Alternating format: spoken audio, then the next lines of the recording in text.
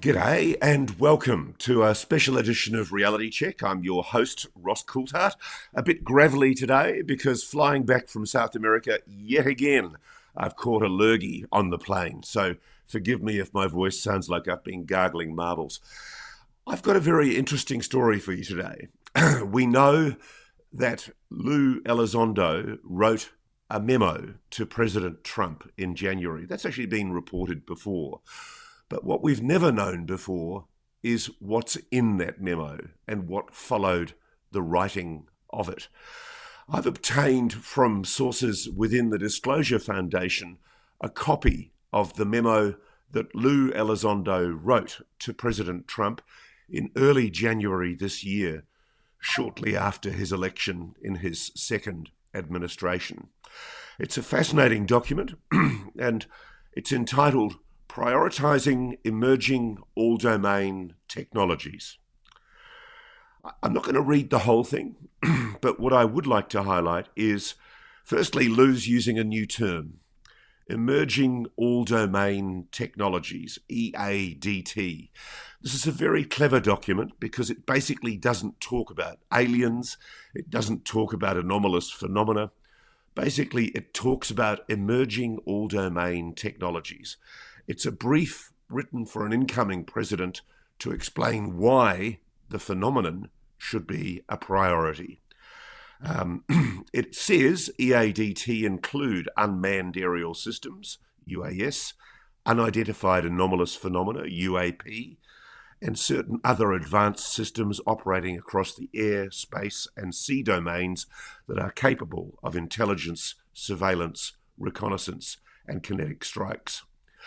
What's interesting about this document is that Lue has recommended that there be a White House senior advisor, or czar, a UFO czar, a UAP czar, within the National Security Council to, one, coordinate the US government's response, formulate policy, and conduct domestic and international outreach.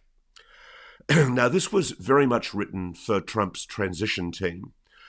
And it makes the point that EADT, as he calls them, are a paradigm shift. They combine advanced and in some cases beyond next generation capabilities in stealth, loiter, maneuverability, and speed. These technologies not only herald a revolution in military and intelligence capabilities, Lue says, but they also enable rogue actors to wreak untold havoc. Now, it's interesting because, of course, this is all written at a time when the drone flap was on at the end of 2024, early 2025. And, of course, that drone flap is still on. It's still happening. So it's a prescient document because it's warning the president that drones are going to be an issue. It also makes the point that the government still has no remedy to unmanned aerial systems, despite the intelligence community's overhaul to prevent such a catastrophe from happening. As Lue says, the American people are livid over the chaos and the cover-ups. So it also makes the point with UAP, while the US stigmatizes even discussing UAP, unidentified anomalous phenomena, Americans' enemies are racing to unlock their technology and gain a decisive edge. Consequently, UAP can no longer be distinguished entirely from UAS and other EADT, hobbling our domain awareness and response. It says that although Congress created its Pentagon UFO office, the All-Domain Anomaly Resolution Office, within the DoD to analyse UAPs, the office remains hopelessly mired in bureaucracy, overly siloed, and unable to achieve its mission. The Biden administration's doubling down on the decades-long obfuscation of the UAP matter has similarly eroded the public's trust. It also makes the point that there is a steep price in failure. Firstly, unfocused research and development, and secondly, uncompetitive technological progress compared to Russia and China due to over-compartmentalization of classified projects. and a chaotic response to EADT incursions, a reactive or non-existent US EADT diplomacy, industrial-based doctrine, and force posture, and a citizenry rightly suspicious of the deep state. Okay, I don't want to take too long on this because I want to bring Lue on now to discuss it. He's agreed to come on and discuss this memo. But I want to also make the point that in the recommendations, it suggested, among other things, that at the President's direction, he guide a national intelligence estimate on EADT, including UAP.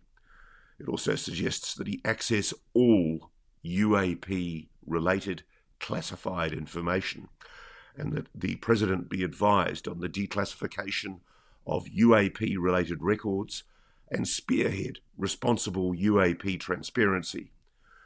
Also suggests he enforce the 25-year mandatory declassification of all UAP information, other than as exempted by the President, case by case. One of the other recommendations I agree with is that it recommends accelerating research in advanced propulsion and technologies by engaging the academic and scientific communities. It finishes by saying many in Congress, as well as former colleagues of Lue's in the DoD, US military, and IC, believe that your administration represents a once-in-a-lifetime opportunity for major progress on emerging all-domain technologies, and we stand ready to work with you.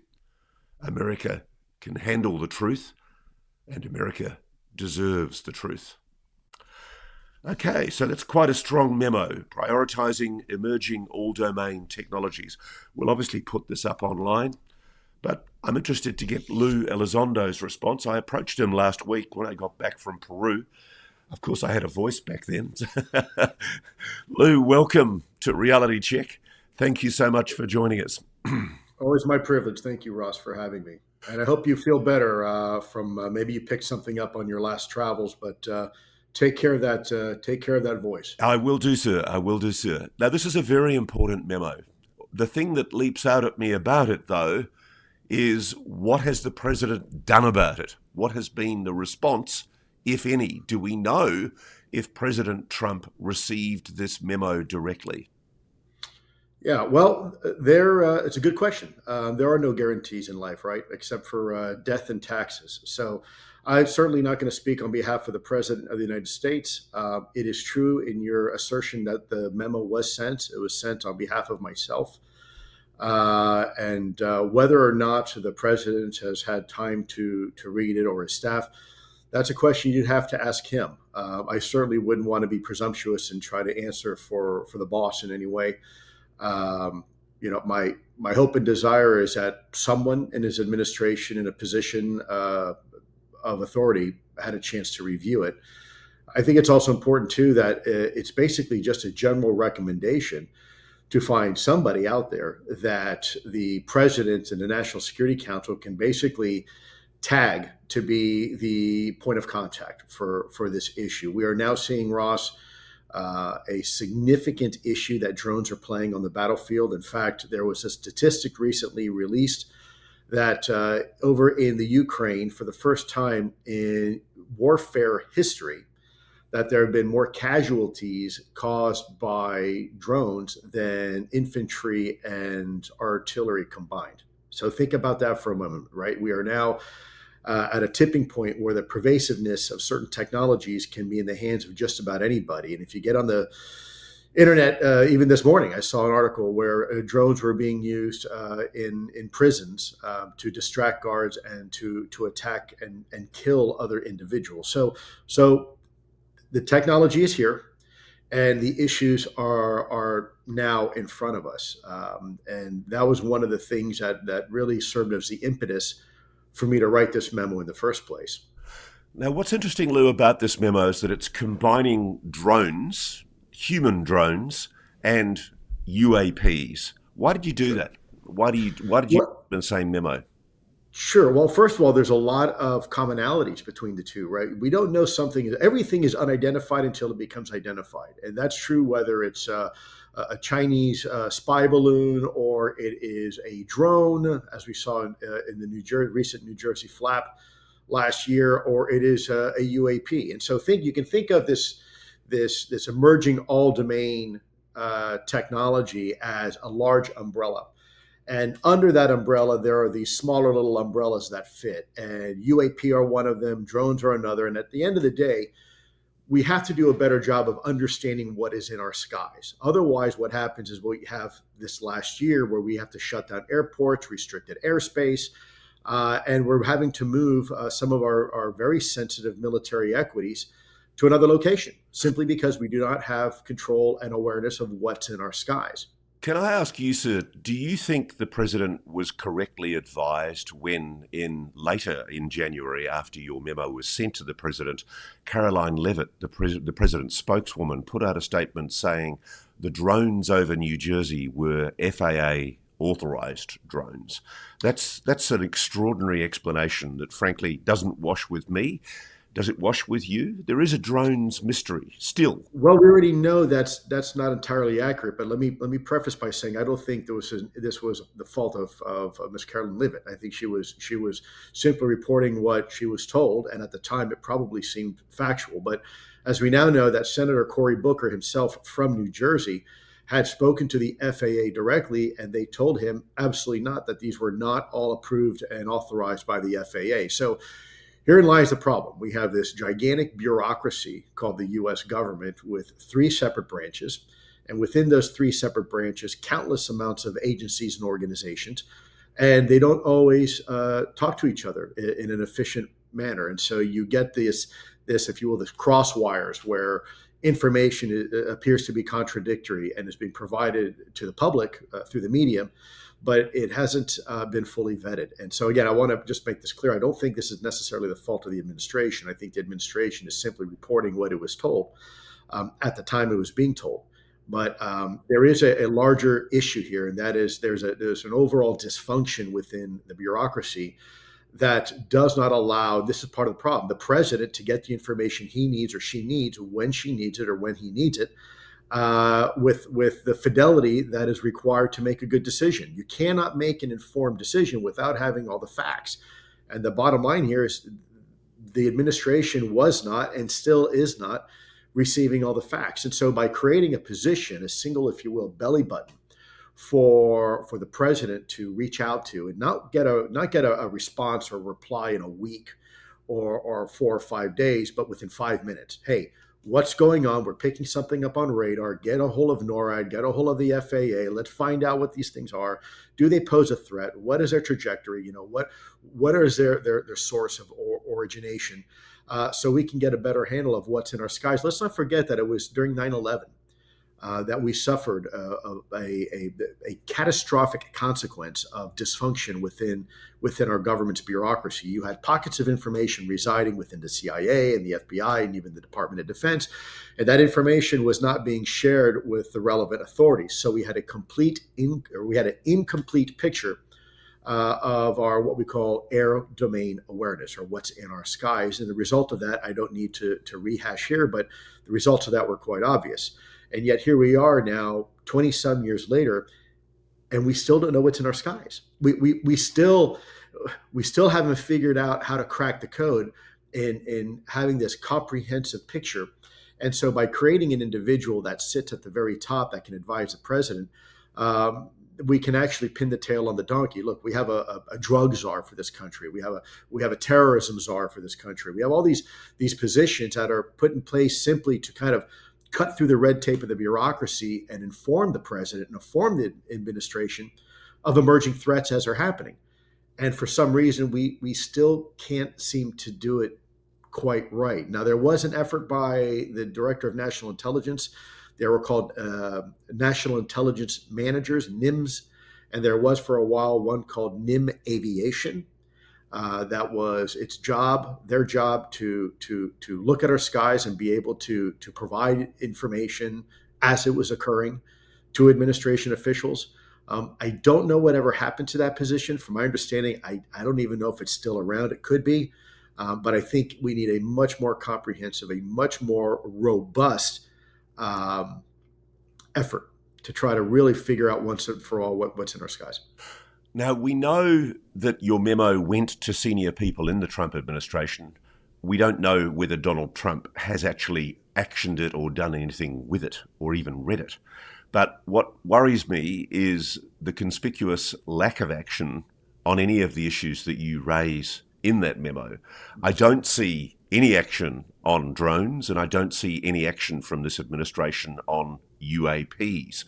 Are you getting any indications from anyone within the administration to suggest that they are taking the UAP issue seriously? Yes, I am. And the drone issue. In fact, there's pockets within the FBI, Federal Bureau of Investigation, and pockets within the Director of National Intelligence that are taking this topic seriously. I think their approach is very measured. I think they're doing their due diligence. They're asking the right questions. They're going about this the right way.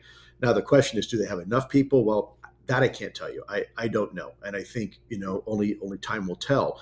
But I do see that there are pockets of expertise and excellence that is being applied to this topic. I think what some people may confuse is the lack of transparency or necessarily discussion openly about what they're doing.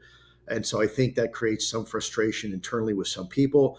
But I'm very confident and very relieved that at least certain individuals whom I know are working on this topic are indeed taking it very seriously and basically pulling the thread to see where it leads. Now, at the end of the day, time will tell what those results will be.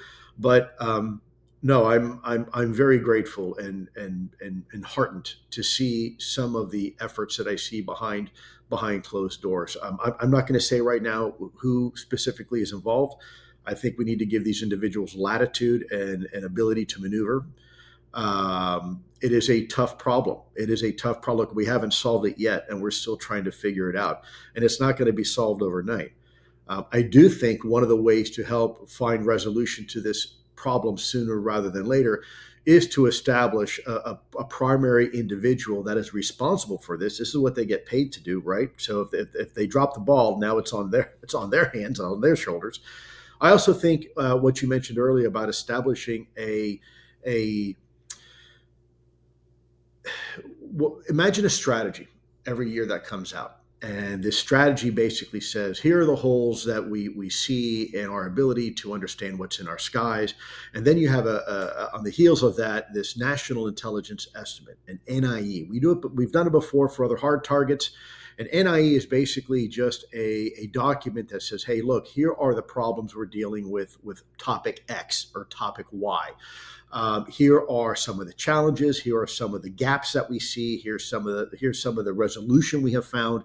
And then right on the heels of a national intelligence estimate, you develop a national level strategy that's good for 1 year that helps the intelligence community, helps the defense community, helps the U.S. government writ large to try to focus on those gaps. How do we plug those holes so we have a better understanding of what exactly is going on in our skies?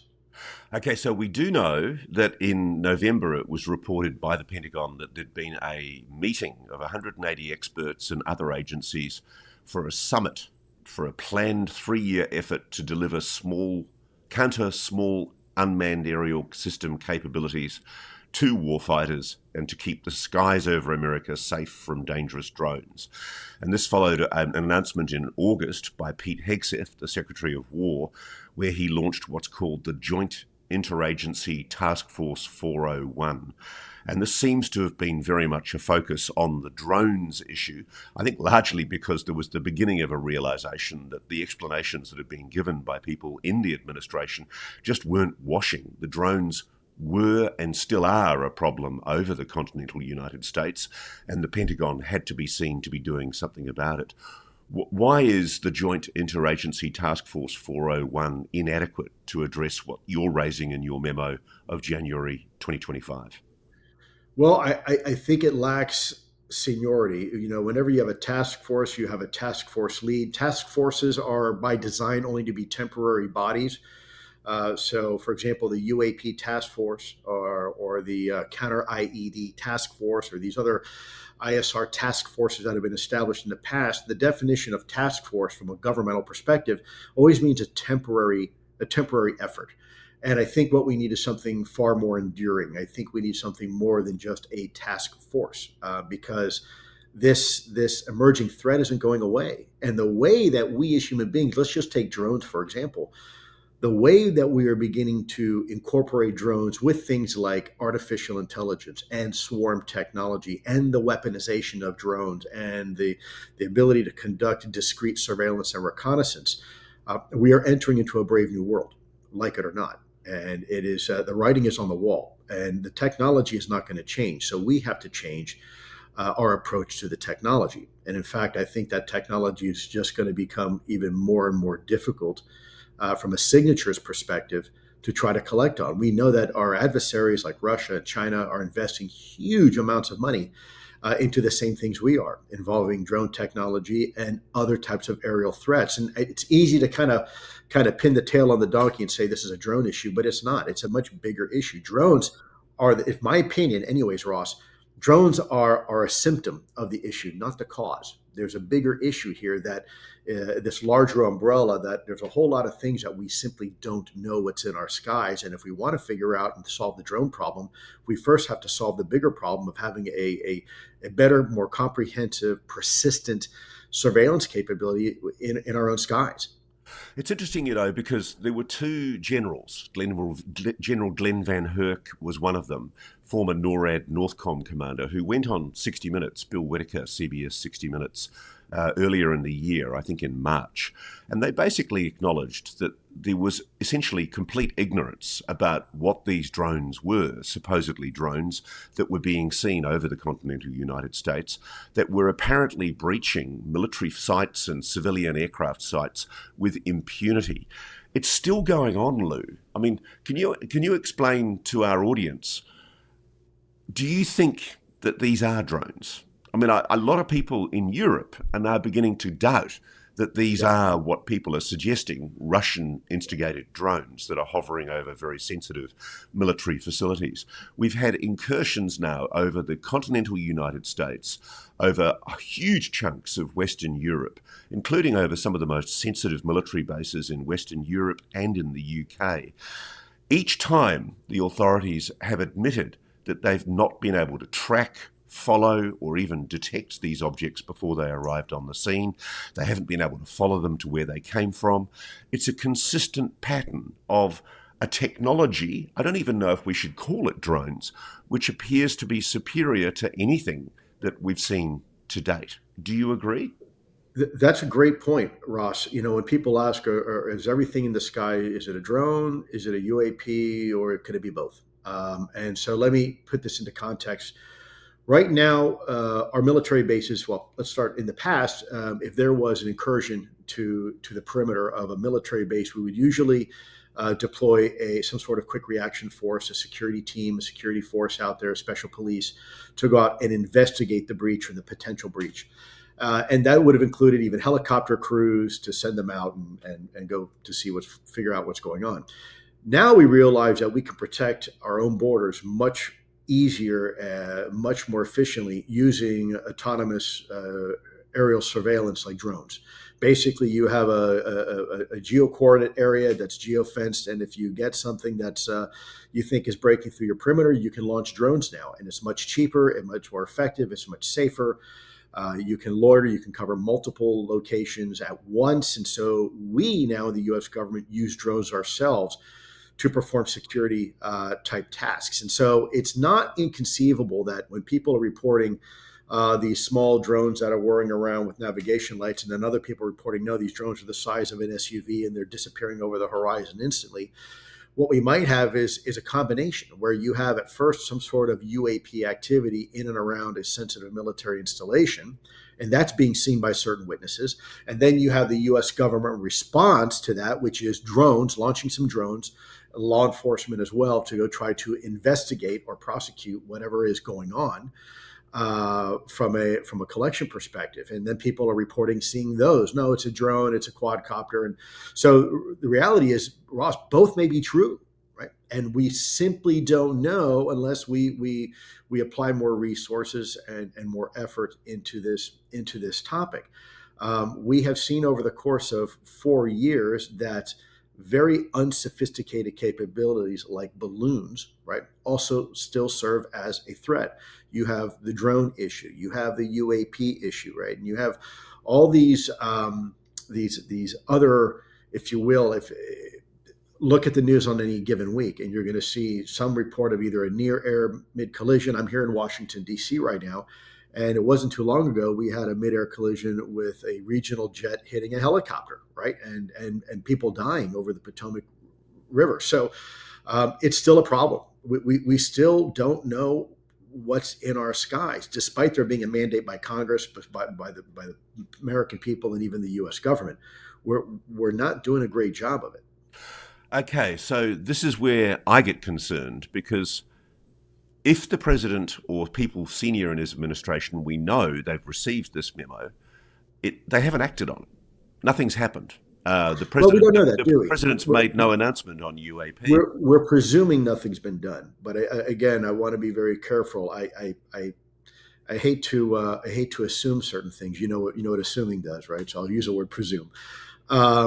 Just because the administration doesn't say anything doesn't mean that they're not taking it seriously. And I know people are very eager to try to get to the bottom of what's going on, but this is a problem we've been dealing with, quite frankly, for many, many, many decades, Ross. And it's going to take time. And we have, as a people, we have to have a little bit of patience with our government to try to figure this way out. Now, the problem here is, we can give people time to figure it out, but it only takes one 9/11 event, right, to turn the whole world upside down. And so time isn't really on our side. I think we have to have some patience and give the administration some time, but I don't think we have a whole lot of time. I think we really have to do a much better job of trying to figure out what's going on.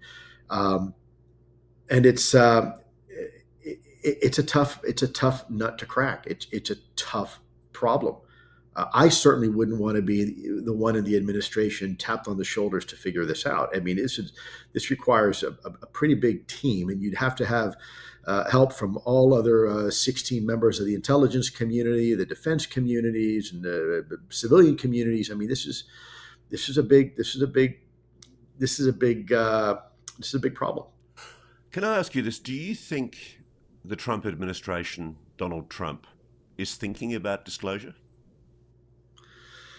Well, I hear what you hear and everybody else, that he's contemplating it, that he's been told about it. But I also want to be realistic here.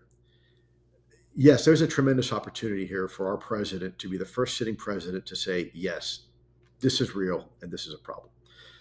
But there's also a tremendous amount of risk. Because if it turns out that there is some sort of foreign adversarial involvement behind this, there's some sort of new type of stealth reconnaissance capability, let's say that country X developed or something like that, and we go out on a limb and say that these things are all because of this, and it turns out they're actually because of that, then that's a risk as well, and that can actually be used to discredit you and to hurt your efforts. So the president, all presidents, have to be, and this is why they have so many advisors, they have to weigh the pros and cons of what they say publicly. Now, this particular president, I think most people can agree, whether you agree with his politics or not, he is not afraid to say what he feels. And so from that perspective, I think it's very refreshing. I think all presidents should say how they feel. The question is, what does he actually feel about this topic? Sometimes when he's been asked in the past, he has said, I personally don't believe it. I don't think there's much to see there. And other times he's turned around and said, actually, you know what? I've received some briefings. Pretty interesting. We should take it seriously. But again, that's a question you would need to ask to the president himself. I certainly would not want to be in any type of position to presume what our president, Donald Trump, knows about this topic. I'll go a little bit into the danger zone, Lou, and I know you can't, but I'm told Donald Trump was given a limited briefing by a mutual friend of ours, who I won't name. The president, I'm told, is aware of the US's knowledge of a non-human intelligence. Do you want to contradict me on that? No comment. I like I said, I would never pretend to speak with the authority for the president of the United States. certainly a good question, but that's a question that I would probably table for later and maybe ask him directly if you have that opportunity. Right. But one of the things that frustrates me, and I saw there was an opportunity for Marco Rubio to be questioned about this the other day when he went on Fox News and spoke, I think, to Sean Hannity. Marco Rubio, of course, as well as being the Secretary of State, he's the acting National Security Advisor. Wouldn't it be a perfectly normal thing for the National Security Advisor to have been read in to something as significant as the legacy UAP retrieval reverse engineering program by now? One would certainly hope so, and if I know Marco Rubio well enough, he has certainly demanded that and asked for that already, and may have very well received that. But again, Marco Rubio is a very shrewd politician and now a leader for our nation in the executive branch, and he has a tremendous amount of responsibility. So I'm sure Secretary Rubio is handling this topic like he did before with a great deal of seriousness, but is probably going to hold his cards a little close to his chest until he figures out what the boss wants to do about this topic. You know, when you serve at the will of the president, you have to make sure that your messaging is consistent with the president's wills and desires. And you don't ever want to get too far ahead of the headlights from what the boss is saying or what they're feeling, because then you run the risk of saying something that may not turn out to be in the direction that the administration wants to take. My journalist colleague Michael Schellenberger wrote a piece last week where he ended a story talking about the claims that Marco Rubio had made in the Age of Disclosure film, where essentially, he's basically concurring with the idea that the US has recovered alien tech and that they've given it to private military contractors. He then, of course, in a subsequent interview has said all he was doing was quoting authoritative people who'd spoken to him. But I did think it was significant that at the end of the Schellenberg article, an unnamed Rubio advisor said, quote, "We're headed towards massive disclosure." That wouldn't have been done without authorization from Marco Rubio, more likely than not, would it? Yes, whether officially or unofficially. I've been in meetings myself at the Pentagon or at CIA where a decision is made, but you don't necessarily have the person sitting at the head of the table barking out an order. It's just understood by all that that was the intent of the boss, and we execute accordingly. So I think whoever this individual was speaking to the journalist, Mr. Schellenberger, was probably providing information that he or she had access to during one or several meetings with Secretary Rubio. Look, there's no denying we've got a problem on our hands, Ross, and we can whitewash it all day long, and we can pretend it's not there. All it's going to do is erode more the faith and confidence of the American people, because people know it's real. In fact, I've had members of Congress tell me that they've had their own UAP experience, and I'm not going to say who they are. And they are not willing to come out publicly with it because they're politicians, right? They want to be reelected, and they don't want to come across as seeming to be fringe or anything like that. But I've had several members of Congress themselves reveal to me personally that they've had their own UAP experience and that they are very concerned about this topic. But they don't sit on the right committees, or maybe they don't have enough authority, or they're maybe a freshman member of Congress. So they are hesitant to speak publicly about it. But look, the bottom line is we now know these things are real, whatever they are. And some of them may be man-made. Some of them may not be man-made. And some of them might be a combination of both scenarios. And this is exactly why we need to have this conversation as a public. This is why we need to bring people together. We need to have, I think, a single point of contact in the U.S. government that is there, for better or for worse, to answer the questions that need to be answered regarding this topic. This is not going away. And my real fear here is if we continue to ignore this topic, we're going to be in another really bad situation. that we're going to have an event that is going to potentially eclipse the impact of 9/11 had on our society. That day is coming if we are not careful. If we do not take this topic seriously, it's a matter of time before some state or non-state actor figures out a way to utilize technology against us, to weaponize it. And it doesn't have to be necessarily drones, right? And if there's an adversary out there that has managed to reverse engineer UAP technology, can you imagine that scenario, right? Imagine some rogue nation like, I don't know, North Korea, having the ability to exploit and reverse engineer just even some of the capabilities that we see now associated with UAP. That's a nightmare scenario. That's a threat that eclipses that of the nuclear threat. So we have a situation, though, Lou, where clearly the acting National Security Advisor seems to believe that there are elements within the US government that have recovered technology from a non-human intelligence. They've reverse engineered it and they've let private military contractors take control of it. The clear inference from what Marco Rubio says is that he believes the people who've told him that. That's an extraordinary situation where the National Security Advisor, the man who advises the president on national security, is essentially making a public admission in what is a very highly reputable documentary that he believes there is a non-human intelligence and that the United States has recovered non-human technology. The big question in my mind, though, is assuming the administration knows that, at the moment, publicly, they're not doing anything. So let's explore why they're not doing anything.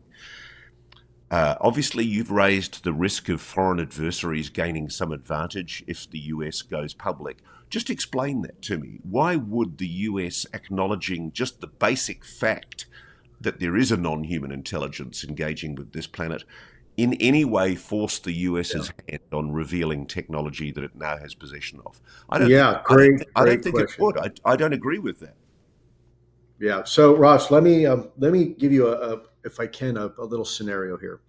Let's say I'm the American people, and let's say you are, I don't know, the Secretary of the Air Force, and I say to you, Ross, Secretary of the Air Force, are UAP real? Right? By you coming out and simply saying, yeah, they're real, we've known about it. What's the very next question I'm going to ask you? The next question is, what have we learned from it? Have we been able to replicate any of it, right? Now, all of a sudden, you find yourself in a trick bag because you'd have to admit that, yes, maybe we've been able to exploit some of this technology. And, oh, by the way, we've been doing it for decades in secret. And, oh, by the way, we've been lying to Congress and told Congress nothing to see here. And, oh, by the way, we've been lying to presidents, so nothing to see here. And, oh, by the way, we've used billions and billions and billions of dollars that were supposed to be used for a project over here. And instead, we used it secretly for a project over there with no oversight. That is a really, really bad place to be in as a Secretary of the Air Force. Now, let's put that same scenario and flip it on its head. If I say to you, Mr. Secretary of the Air Force, Ross, do we as a nation possess very, very sophisticated technologies that would be considered beyond next generation? Now, it may seem like an innocent question. And of course, your response would be, yes, Lou, we do. We spent a lot of money doing research and development. We've got some really, really cool toys that we're pretty sure our adversaries have no idea we have in our possession. What's my very next question to that? Where did we learn that from? Where did we get that technology from, right? And now you're back to that same issue of, well, from maybe our friends out of town. So either way, if you start going down that thought process, no matter what, it's going to put somebody in the administration in a very, very difficult situation that's going to probably result in a cascading effect of inquiries and investigations and potentially lawsuits and even prosecution. I don't know if I accept that, Lou. I'll be honest with you. I think in the same way that the administration refuses to release the details of how we build thermonuclear bombs, I think the general public would be extremely respectful and frankly understanding of the need to keep certain things confidential. I think Well, I that's would normally agree, Ross, but if you look at social media on any given day, you'll see that's not the case. yeah. I get yelled at constantly. I'm always trying to, navigate and thread that needle between being open and honest with the American people, but at the same time not compromising my security clearance. And it's always used against me. I'm always being told, Lou, you should just say everything you know. To hell with your security clearance. To hell with your non-disclosure agreement. To hell to your promise with the American government, and just tell us everything you know. And then Lue Elizondo goes to jail for the next 30 years. Right. And for the record, I do not look good in an orange jumpsuit, and that's not where I prefer to be.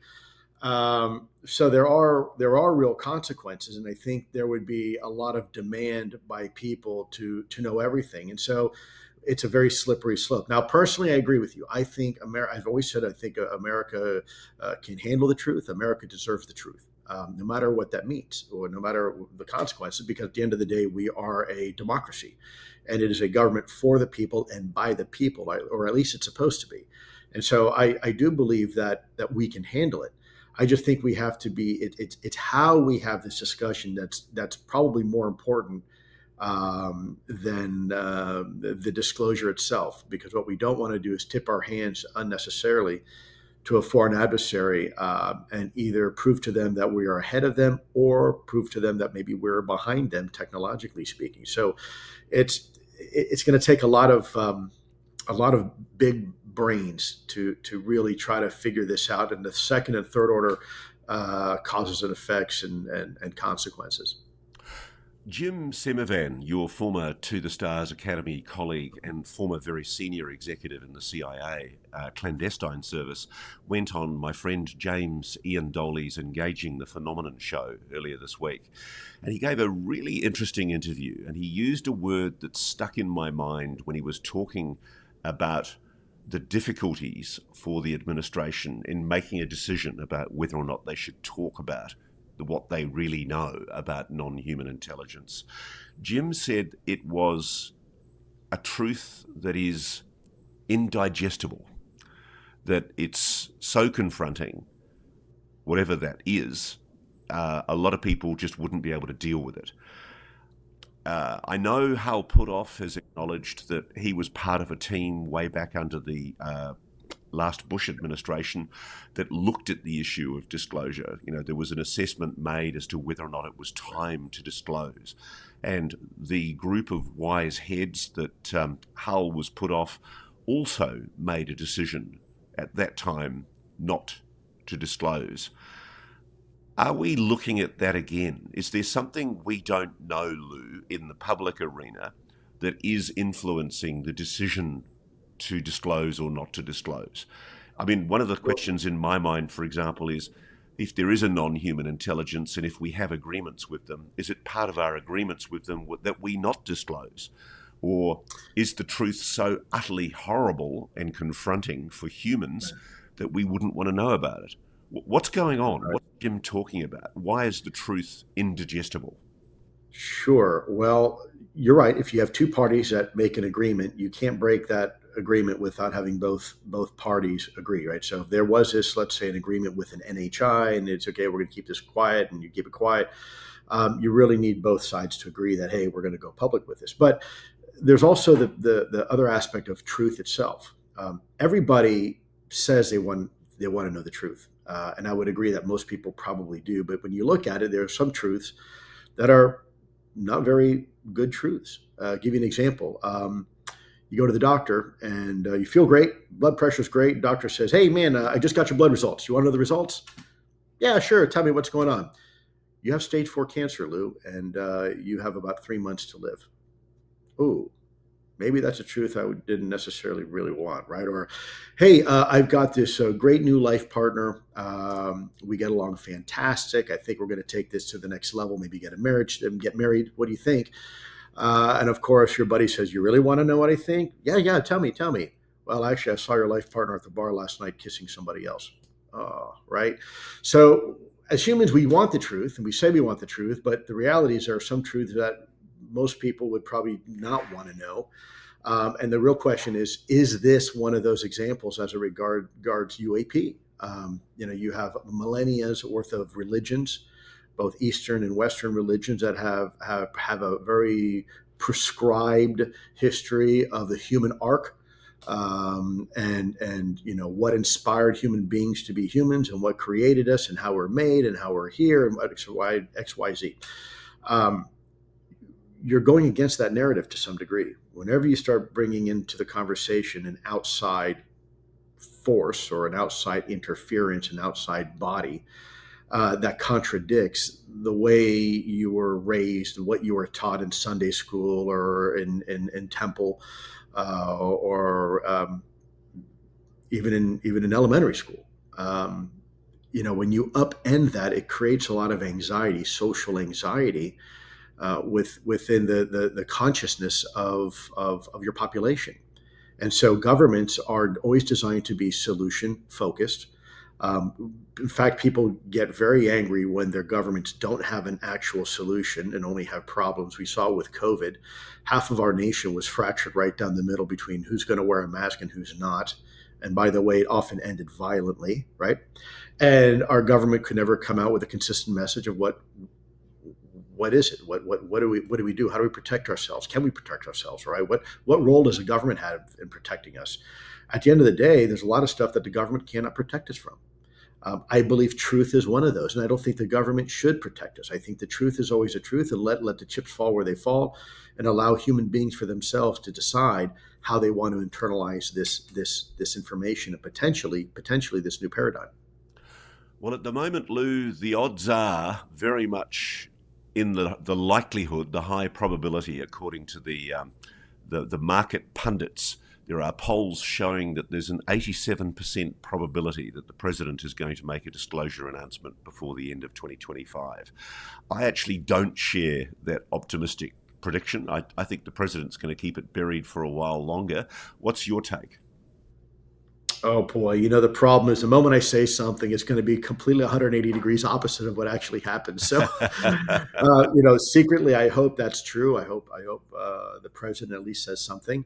But I also don't want the president to be in a situation where he has to compromise some sort of ongoing operation or effort. So I respect that as well. And I have faith and confidence that not only this president, but presidents in the past have made the decisions they've made because at the time they seemed like they were the right decision. I think there's a lot at stake here with this conversation, and I think it's going to require a lot of. Remember, this is a topic, as I said before, affects people differently depending on how you were raised, and so this is not just a national security conversation. It's a conversation that affects us all from a philosophical perspective, a theological perspective, a psychological perspective, and even a sociological perspective. And because of that, we need a lot more smarter people advising the president and key people in his administration. So, Lue Elizondo, we've got a memo you wrote in January this year to President Donald Trump as he was coming in shortly before he was sworn in for his team to analyse and assess. Let's hope this got to the president. What would be your recommendation to Donald Trump right now? What do you think he absolutely needs to do? What's the essence in this document that you think needs? I would embolden the DNI, the Director of National Intelligence, Director Tulsi Gabbard, by giving her more authorities. I would have ARROW, the organization now that's kind of caught between two worlds, between the intelligence community and the defense community. I would put more of that authority under the Director of National Intelligence. I would also require an update every month on this topic up to the White House and the National Security Council of what do we know, what's going on, what are we doing about it. I would have an advisory board that answers directly to the National Security Council on this topic, and I'd have it filled with scientists and academics and maybe even a few religious leaders. I think that would be my hope. I would have a national intelligence estimate every year done until we figure this out. I'd also have a national strategy. It's not unheard of. The National Counterintelligence Executive, NCIX, under the CI Enhancement Act of 2002, that created it, is required to put out a national counterintelligence strategy out to America every year. There are other strategies that follow suit as well.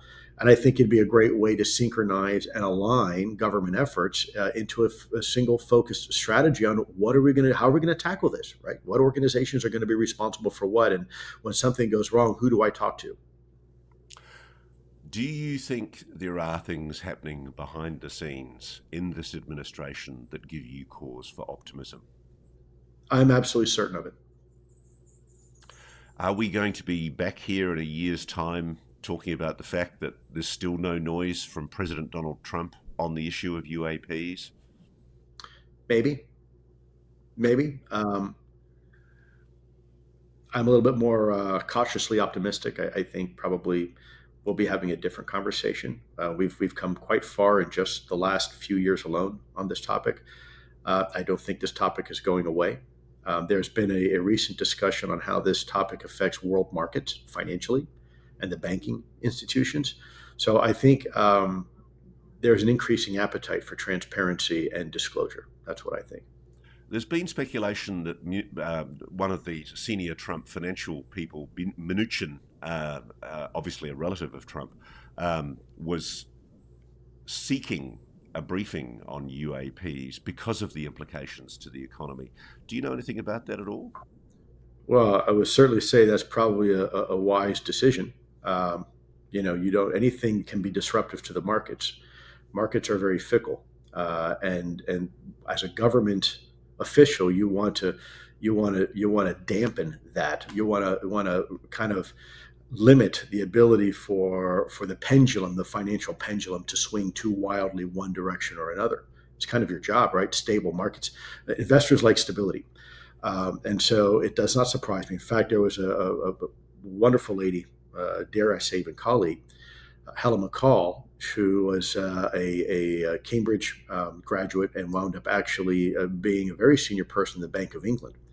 And she wrote a paper a little while back actually on the potential implications of disclosure in UAP to the financial markets. And it was very well written. I mean, it's a fantastic document.